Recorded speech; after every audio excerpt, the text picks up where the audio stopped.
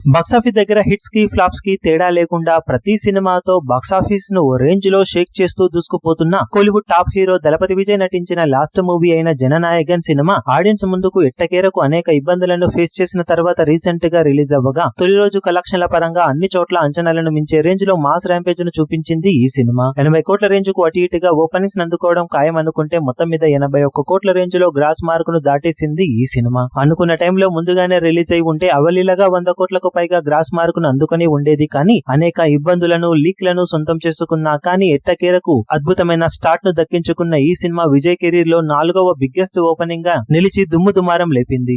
ఒకసారి విజయ్ నటించిన recent movies first day కలెక్షన్లను చూసుకుంటే జననాయకన్ ఇప్పుడు 81.05 కోట్ల ఓపెనింగ్స్ తో నిలవగా అంతకన్నా ముందు చేసిన గ్రేటెస్ట్ ఆఫ్ ఆల్ టైమ్ 104.75 కోట్ల గ్రాస్ ను, లియో 146.15 కోట్ల గ్రాస్ ను, బీస్ట్ 86.15 కోట్ల గ్రాస్ మార్క్ ను అందుకున్నాయి. వీటితో పోల్చితే జననాయకన్ అనేక ఇబ్బందులను ఫేస్ చేసినా కానీ ఎక్సలెంట్ గా ఓపెనింగ్స్ ని సొంతం చేసుకుని విజయ్ కెరీర్ కి మంచి ముగింపునే పలికినా కానీ ఆడియన్స్ లియో రేంజ్ ఓపెనింగ్స్ ని ఎక్స్పెక్ట్ చేశారు. కానీ అలాంటిదేమీ జరగలేదు. మరి బాక్సాఫీస్ దగ్గరికి లాంగ్ రన్ లో సినిమా అందుకోవాల్సిన టార్గెట్ దృష్ట్యా ఎలాంటి కలెక్షన్లతో జోరును చూపించగలుగుతుందో చూడాలి.